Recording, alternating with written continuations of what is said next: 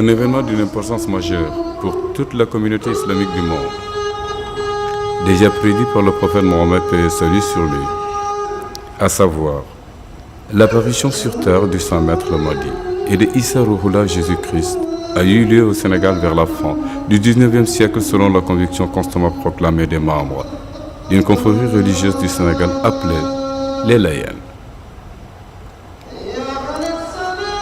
Annoncé par le prophète de l'islam, le Mahdi était attendu un peu partout dans le monde. Au cours des siècles s'est manifesté un si grand nombre d'hommes qui prétendirent être ce Mahdi, que finalement cette question préoccupait de moins en moins de musulmans. N'empêche que certains musulmans demeuraient convaincus que les paroles du noble prophète se réaliseraient un jour quelque part sur terre. Le Mahdi et son commissionnaire Issa Ruhullah ibn Maryama interviendraient alors auprès de leur peuple selon le cursus emprunté par tous les messagers de Dieu, d'Adam à Mohammed, paix et salut sur lui, détenteur d'une mission divine, de raffermissement de l'islam orthodoxe.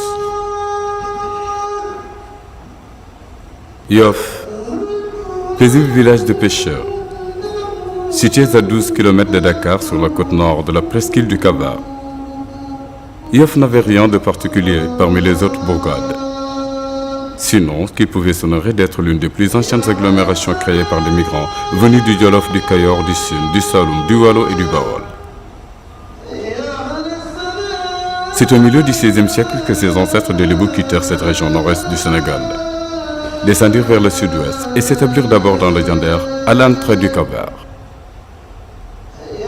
Limamou Thiaw, fils de Alassane Thiaw et de Koumba Ndoye, naquit à Yoff en l'an 1261 de l'Hégire 1845. Petit-fils de Ibrahima, fils de Séni et père de Séni, fils de Déthié, descendant de Teigne du Kayor, Nyoro Demba Thiaw, Mafan, Samba Magnal et Teigne Khayan Thiaw.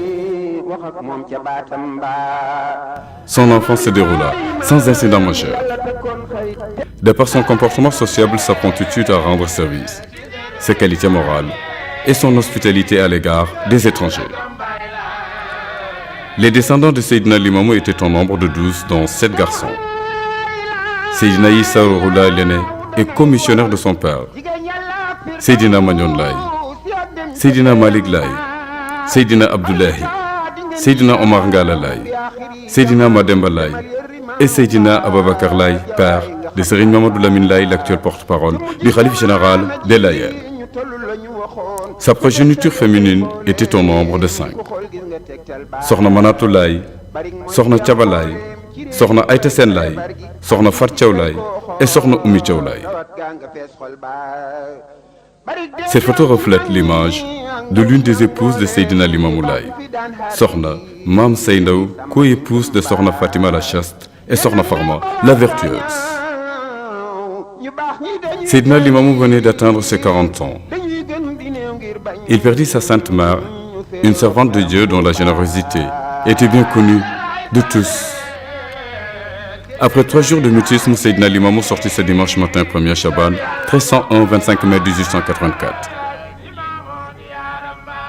Superbement drapé de 3 pagnes blancs, l'un autour de la taille, l'autre sur les épaules, le troisième lui servant de turban.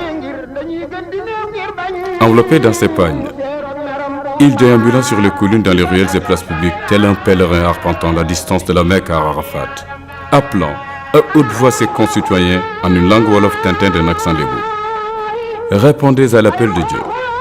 Venez à moi. Je suis le messager de Dieu. Je suis le Mahdi qu'on entendait. Dieu a fait ce qu'il a voulu. Par sa volonté, il m'a placé au-dessus des créatures. Il m'a chargé d'appeler les hommes et les djinns pour les guider vers lui. Adjibo, Dayallah.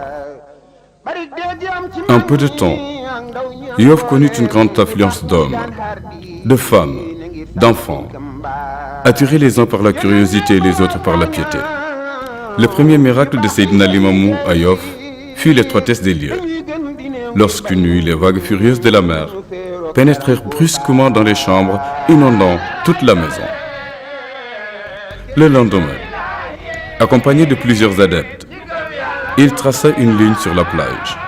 Il fit planter des bouts de branches d'arbres, puis, s'adressant à la mer, eut lui intimement l'ordre de ne plus franchir cette barrière. En outre, toutes les persécutions des autorités coloniales à l'égard de Seydina Limamou furent vaines. Non moins curieux est le fait que la mesure d'expulsion frappa ceux qui la réclamaient contre lui. Le gouverneur Clément Thomas, d'après le télégramme du 7 août de Fauché, quitta le Sénégal ce même mois d'août.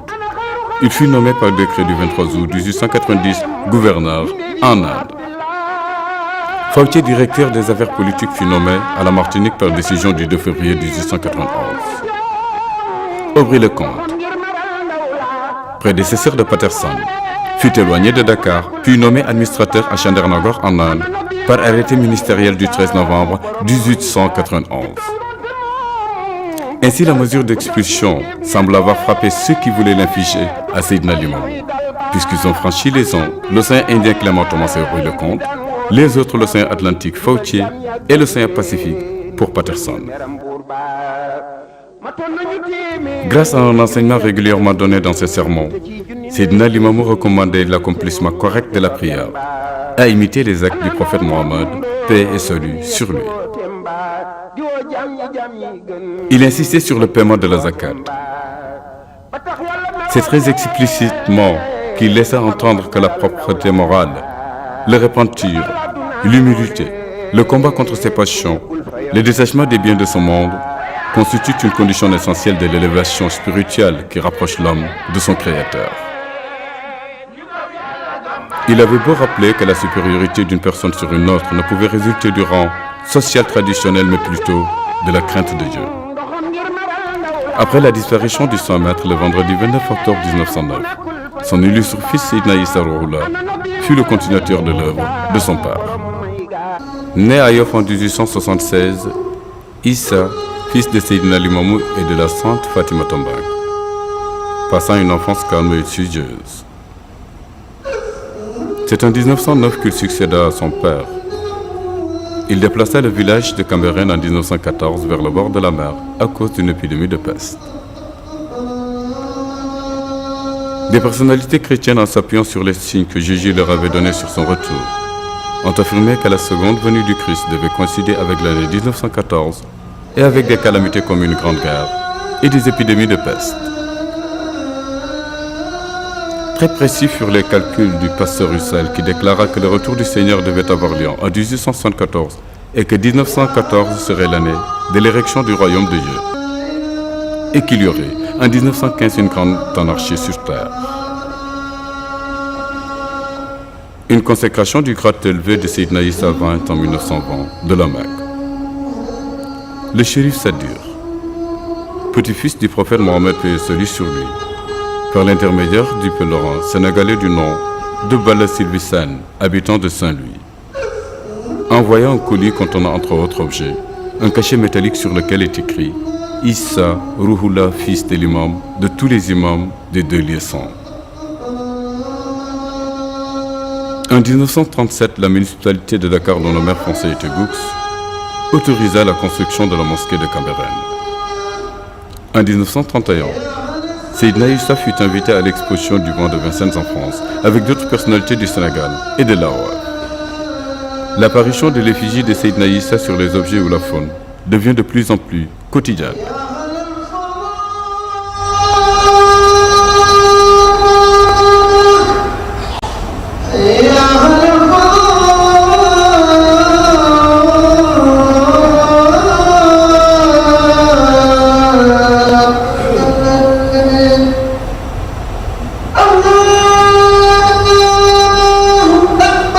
Cette photo est en souvenir de Seydina Issa, avec les chefs religieux des autres confréries de la Tijania et du Mouridisme. C'est en 1949 que Seydina Issa célébra sa dernière fête de Korité 27 jours avant sa disparition le 21 août à 19h.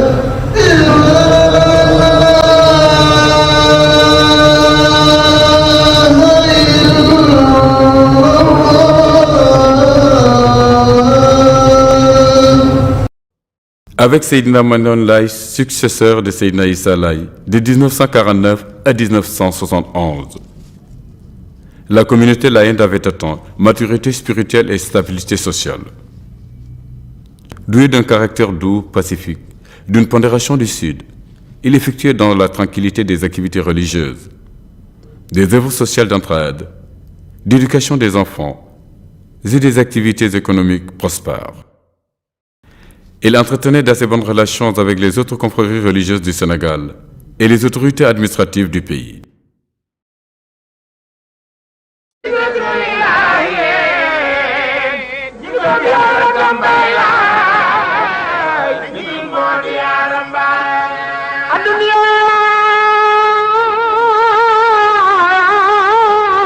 tax ñuy xeex di tongoon te moom dub dal bu sax ci mbindeef ngir dee du koy bàyyi muy dal ba ami anbiyaay laay fi daan woote lislaam ngir jubal jaam ñaak bañ seen mbugal ngir meram buur ba ma toll nañu téeméeri junni ak nit ak ñeneen te ci junni neel jëy sun te ñoom ñoo ca fab yan ba ana noon ma dundoon junni ak ca wooteem ba di woo jaam ñi gën di bañ jublu wooteem ba ba tax yàlla mer wàcceem ndoxam ngir meral ndaw la lebal àdduna mbooleem ku nekkul fa yonnen ba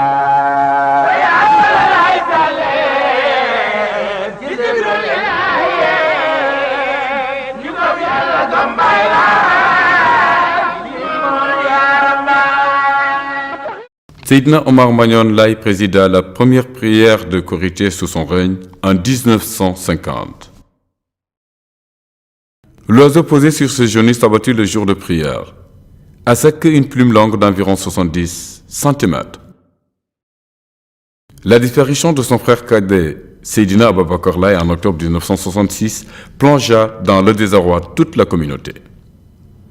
En 1967, Seydina Magnon présida la fête de la Tabaski. Il n'avait nullement la vocation d'haranguer les foules. Il était un prédicateur à craindre Dieu et allait servir en demeurant fidèle à la tradition du prophète Mohammed, paix et salut sur lui. Avec le décès de Seydina Magnon en 1971, une nouvelle étape de cette évolution allait démarrer suite à l'accession de son fils Seydina Issa II à la tête de la confrérie. En effet, c'est sous le califat de Seydina Issa II qu'une percée du laïnisme intervint vers l'Europe.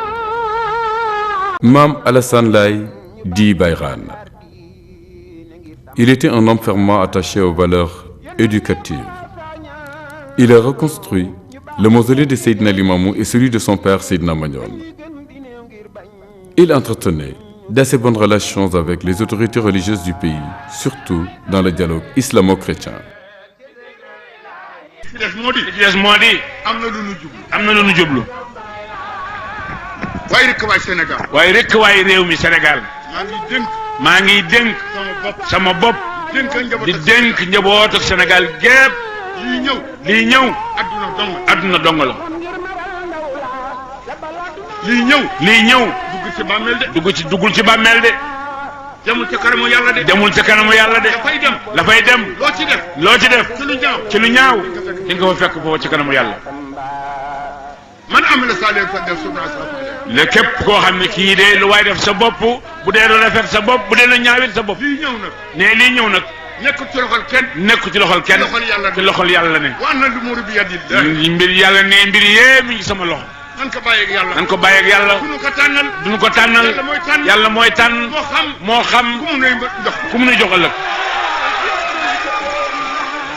waa ma ne nee na mu ni politique wul ngeen déglu bu mu jibati yuux yi tekkiwul dara leen teggin waay bese ngi ci bés bese ngi ci bis doo mën a dàq sax weñ doo mën a dàq sax weñ sa bopp di nga toog ci jàttub Limaamu Laay bi ngeen xam ne fii la pencam yàlla na de fii la léppay daje ëllëg soobee yàlla ngeen ni may wax bàggal muy wax ba àggal ngeen di foo koy yuuxoo ko taj ñee waxul politique itam ne réewam lay sàmm ne politiqueul de ba ngeen def li ngeen def léegi benn teggin fii dëggaa fi xew dootuñu ko def de fii dëggaa fi xew ku fi ñëw fii ngay xam looy am ëllëg ci àllaaxira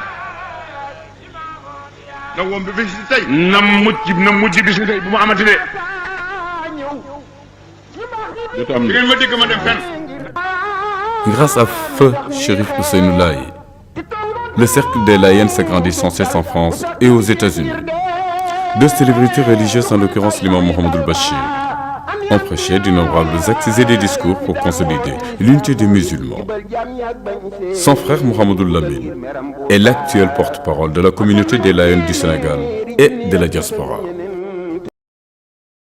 Baye Abdoulaye Thiaw Laye, fils de Seydina Issa, il est l'actuel calife de la confrérie des Layènes. Il prêche la ferveur religieuse dans la cohésion sociale. Aucune velléité de dissidence ne s'est encore manifestée. Le calife demeure toujours le guide, derrière lequel se rangent tous les adeptes. Il est probable que cette confrérie connaîtra un développement spectaculaire durant les prochaines années et sera mieux connue à travers le monde.